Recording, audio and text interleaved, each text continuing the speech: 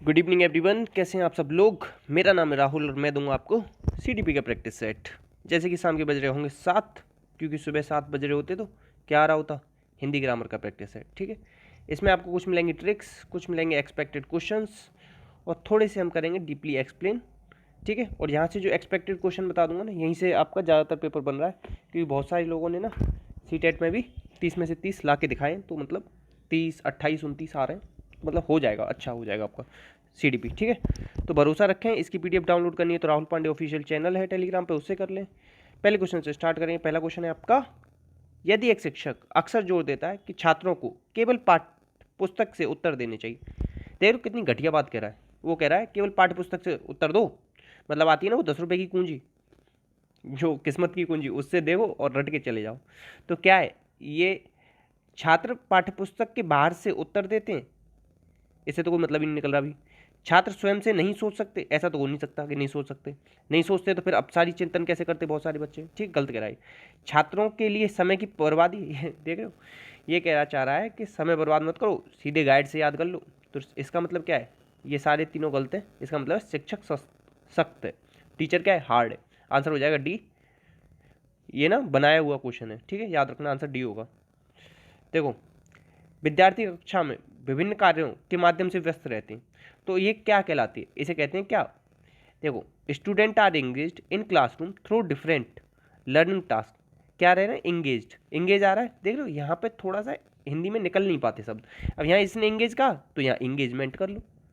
ठीक है, एंगेज से एंगेजमेंट, आंसर क्या हो जाएगा इसका, ए। ठीक है, अब देखो मैं बताऊँ तुम्हें।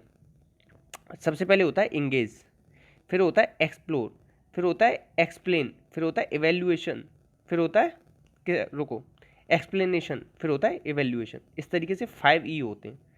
5 ई में 3 चीज़ याद रखो, सबसे बाद में आएगा इवेल्युएशन, सबसे पहले आएगा इंगेज और बीच में आएगा एक्सप्लेनेशन। इसे और इसे भूल जाओ, ये 3 याद रखोगे ना तो लाइन बनाने के लिए आता है कि पहला दूसरा कौन से लाइन से क्रम बनाने को आता है, वो बना लोगे। ठीक है, याद रखना।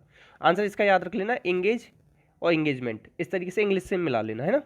नेक्स्ट, सामाजिकरण एक ऐसी प्रक्रिया है जिसमें वयस्क और बच्चे किससे सीखते हैं, परिवार से भी सीखते हैं, स्कूल से भी सीखते हैं, सहपाठी, यह सभी। और एक चीज़ याद रखना, सबसे पहले सामाजिकरण कहाँ से होता है बच्चे का, वो होता है परिवार से। और सामाजिकरण कब से प्रारंभ होता है, जन्म से। ठीक है, ये याद रखना ये सारी चीज़ें। और सामाजिकरण सबसे तेज कब होता है, उत्तर बाल्यावस्था में। उत्तर बाल्यावस्था में कब, जब 6 से 12 का होता है, जब तो बच्चा स्कूल वगैरह जाता है, तब सबसे तेज होता है। ठीक है, और एक चीज़ याद रखना, समाज शास्त्रीय सिद्धांत, सोशल कल्चरल थ्योरी, ये किसकी है, वाइगोत्स्की की। ठीक है, इतना याद रख लेंगे। नेक्स्ट, इसमें से कौन सा बाल विकास के सेफलोकोडल, देखो बाल विकास के सेफलोकोडल, सेफलोकोडल किससे चलता है, सिर से पैर की ओर।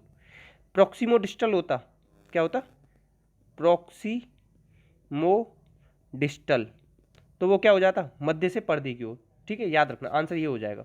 अगर ये पूछ ले केवल विकास, कि विकास क्या होता है, विकास चलता है आपका क्या, सामान्य से विशिष्ट की ओर।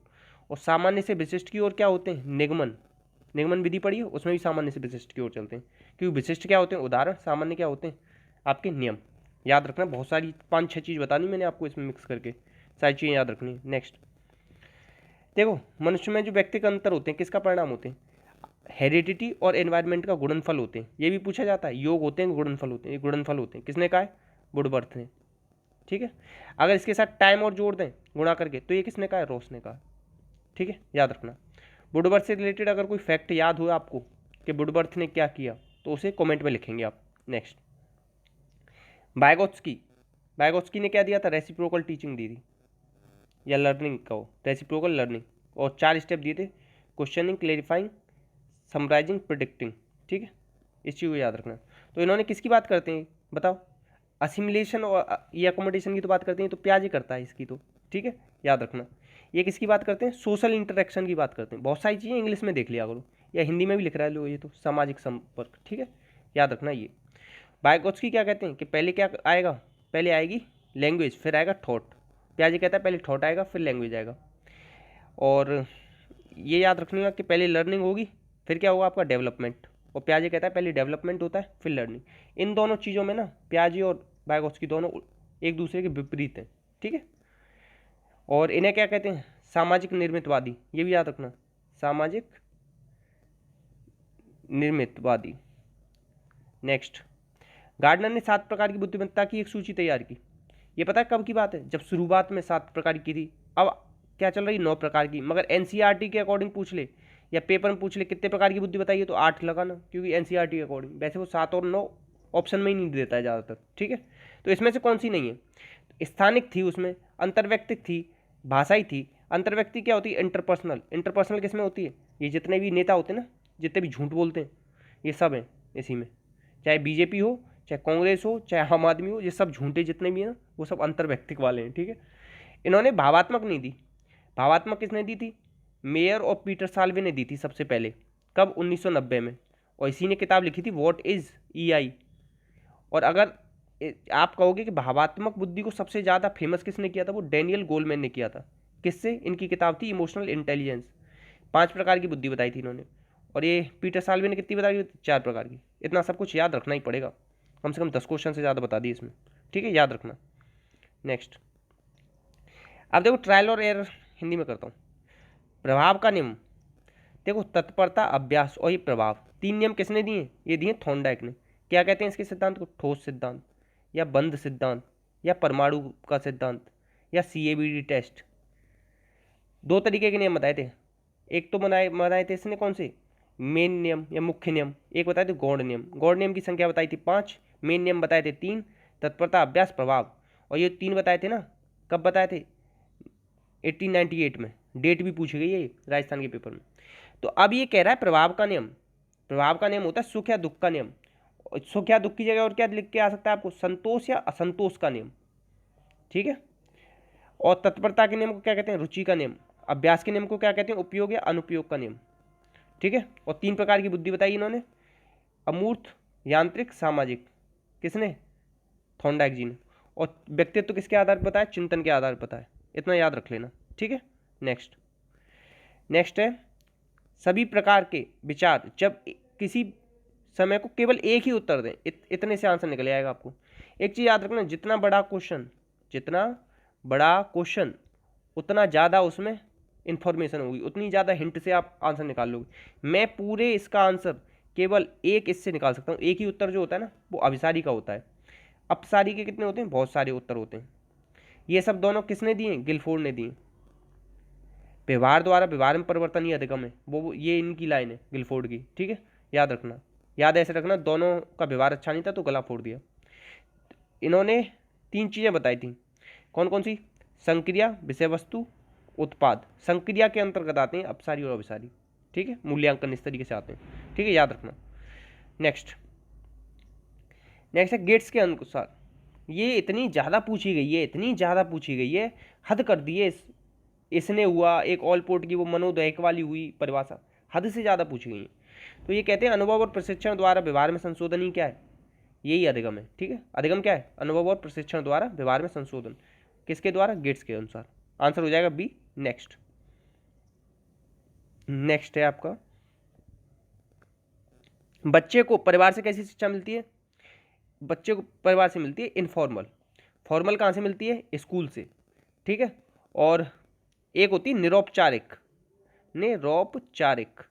जो मैं आपको ये शिक्षा दे रहा हूँ यूट्यूब से, ये निरौपचारिक है। जो आप इग्नू से लेते हो वो क्या है? निरौपचारिक है। याद रखना, ये भी बहुत आजकल पूछी जा रही है, ठीक है। आंसर क्या हो जाएगा इसका? ये। नेक्स्ट है आपका डैश की अवधारणा। अच्छा, अल्फ्रेड एडलर ने 2 दी थी, एक तो इन्फीरियरिटी कॉम्प्लेक्स, एक सुपीरियरिटी कॉम्प्लेक्स। इसमें अपने आप को सुपीरियर समझने लग जाता है आदमी, इसमें इन्फीरियर। आंसर क्या हो जाएगा? हीन भावना, ठीक है, याद रखना। नेक्स्ट, अच्छा, एक बच्चा क्या करता है? 16 को 61 पढ़ने लग जाता है, बी को डी, तो ये क्या है बताओ? मेंटल रिटार्ड तो है नहीं, इम्पेयरमेंट है नहीं, इसे कहते हैं लर्निंग डिसेबिलिटी। क्या है? Learning disability. एक सेकेंड, इंग्लिश में मिला लेते हैं, हाँ, लर्निंग डिसेबिलिटी कहते हैं इसे, ठीक है। और कौन सी लर्निंग डिसेबिलिटी है? डिसलेक्सिया है, ठीक है। डिसलेक्सिया किसके सबसे मिलकर बना है? डिस प्लस लेक्सिस, ठीक है, याद रखना। और ये किसने बताई थी ये सारी चीज़ें? ये लर्निंग डिसेबिलिटी की बात सबसे पहले किसने की? सैमुअल किर्क ने। और एक ऑटिज्म की बात किसने की? क्रेनर ने। ये बहुत पूछा जाता है, ये क्रेनर वाला तो एचटेट में पूछा गया और मेरा गलत हुआ था, भाई राम, बड़ा दुख होता है, कैसे गलत करके आ गया मैं इसे, ठीक है। तो प्लीज़ मैं नहीं चाहता कि आप लोगों का एक भी नंबर कटे, तो आप लोग ना बहुत ही मेहनत करें। बाकी कोई भी दिक्कत हो ना, 24 घंटे 7 दिन आपके साथ खड़ा हूँ मेहनत करने को और आपकी प्रॉब्लम्स को दूर करने को। संवेदी पेशी अनुकूलन की अवधि कौन सी? संवेदी पेशी को क्या कहते हैं? इंद्रिय जनित कामक अवस्था, इसी को कहते हैं। ये होती है 0 से 2 वर्ष लिख रही है इसमें, और अगर यहाँ पे लिख रही होती सेकंड ऑप्शन में जन्म से 2 वर्ष, तो आप किसको टिक करते? फिर आप इसे करते। ठीक है, जन्म से 2 वर्ष होती है, याद रखना। 4 अवस्थाएं इनकी, किसकी? प्याजे की। स्विट्जरलैंड के थे ये, कहाँ के थे? स्विट्जरलैंड के। 4 से 12 वर्ष के बच्चों पर प्रयोग किए थे। विकास क्या होता है? असतत प्रक्रिया है, ये ऐसा बताया था। ठीक है, ऐसा मत सोच लेना कि मैं बोल रहा हूँ कि विकास असतत प्रक्रिया है। मैं बोल रहा हूँ प्याजे के अकॉर्डिंग विकास असतत प्रक्रिया है। वैसे विकास सतत होता है, दोनों बातों में अंतर है। प्याजे के अकॉर्डिंग पूछे तो विकास असतत है, वैसे विकास क्या है? सतत मानते हैं हम लोग। 4 अवस्थाएं बताई थी, सबने पूरी की मूर्ति आपकी, ऐसे याद कर लो। संवेदी पेशी, पूर्व संक्रियात्मक, मूर्त और अमूर्त। इंग्लिश में याद करना चाहो तो sir please come fast, sensory motor, pre operational, concrete और फॉर्मल। मेरा मानना पता है क्या है? ना तो हिंदी पे चलो प्योर, ना इंग्लिश पे चलो। हिंदी भी पढ़ो, इंग्लिश भी पढ़ो, ठीक है। बहुत सारे कम से कम पता है 10 नंबर इंप्रूव कर लोगे पेपर में। अच्छा, ग्रेड अप पे कल इंटरव्यू आया था 9:30 बजे। किस किसने देखा आप में से? बताना प्लीज़। नेक्स्ट, इसमें से कौन सी सामाजिकरण का द्वितीय घटक है? देखो एक चीज़ याद रखना, परिवार हमेशा प्राइमरी में आएगा। ये परिवार आ गया, ये परिवार आ गया, ये परिवार आ गया, तो आंसर क्या बच गया? ये। तो जो बच गया वही सेकेंडरी हो जाएगा। याद रखना, पड़ोस को भी ना बहुत बार वो प्राइमरी में दे देगा, मगर ये अकॉर्डिंग टू ऑप्शन लगाना पड़ेगा। यहाँ परिवार दे रखा है, यहाँ जहाँ परिवार है वो तो पहले हटा दो, तो बचा क्या ये? मगर पड़ोस को बहुत बार प्राइमरी में दे देता है, तो ऐसा मत करना कि सेकेंडरी यहाँ मैंने बताया तो बिल्कुल रट के बैठ जाओ, ठीक है। नेक्स्ट, प्रगतिशील कक्षा की स्थापना में, प्रगतिशील शिक्षा समझो, ये किसने दी थी? जॉन डीवी ने। जॉन डीवी ने। इनका शिष्य कौन था? किलपैट्रिक, ठीक है। जॉन डीवी की एक किताब है, कौन सी? डेमोक्रेसी एंड एजुकेशन, और एक और है एजुकेशन एज लाइफ, और एक और है हम चिंतन कैसे करते हैं, ठीक है, याद रखना। प्रगतिशील शिक्षा के जनक हैं, और इतना याद कर लेना, ठीक है। तो इन्होंने क्या कहा था? खोज को प्रोत्साहन देना, हतोत्साहित तो कभी करते नहीं समावेशी शिक्षा को। ये क्या? Inclusive education. हतोत्साहित करते नहीं, दोहराव को प्रोत्साहित, दोहराव को इतना प्रतिनिधित्वात्मक रुचि, खोज को बढ़ावा देते हैं। क्या देते हैं? खोज को बढ़ावा, ठीक है। आंसर क्या हो जाएगा इसका? ए। और किलपैट्रिक इन्हीं का शिष्य था, ठीक है। नेक्स्ट, अच्छा देखो, insight theory of learning, insight theory of learning से कुछ याद आता है? मुझे तो आता है गेस्टाल्टवाद। गेस्टाल्टवाद कब आया था? 1912 में। इसके जनक कौन है? बर्दीमर। रुको ढंग से लिखता हूँ, बर्दीमर, कोलर, कोफका, बर्दीमर, तीनों हैं, मगर जो मेन है इसमें वो बर्दीमर का नाम आता है। कहाँ के था ये गेस्टाल्टवाद? जर्मनी का, ठीक है। इनसाइड थ्योरी ऑफ गेस्टाल्टवाद किसने दी? कॉलर ने। किस पे प्रयोग किया? चिंपैंजी पे। नाम क्या था? सुल्तान। कहाँ पे किए थे? टेनरिफ द्वीप, केनारी शहर, फ्रांस का था। इतना याद रखेंगे आप, ठीक है। और इतना तो याद रख लेंगे। उसके साथ हाँ, गेस्टाल्टवाद का मतलब होता है पूर्ण, और इसी का फॉर्मूला है पूर्ण से अंश की ओर। इस चीज़ को भी याद रख लेंगे। आंसर क्या हो जाएगा इसमें? कोलर। स्किनर कौन है? स्किनर ने क्या दिया है आपको बताओ? ऑपरेंट कंडीशनिंग, इंस्ट्रूमेंटल कंडीशनिंग और प्रोग्राम्ड लर्निंग, ये 3 चीज़ें दी, ठीक है। शेपिंग चेनिंग का भी कॉन्सेप्ट दिया है, टोकन इकोनॉमी का भी कॉन्सेप्ट दिया है स्किनर ने। ब्रूनर ने क्या दिया है? स्पायरल कैरिकुलम दिया है, ठीक है। डिस्कवरी लर्निंग पर भी जोर दिया है। और इन्होंने क्या दिया है? इनएक्टिव, आइकॉनिक, सिम्बॉलिक, 3 अवस्थाएं बताई हैं।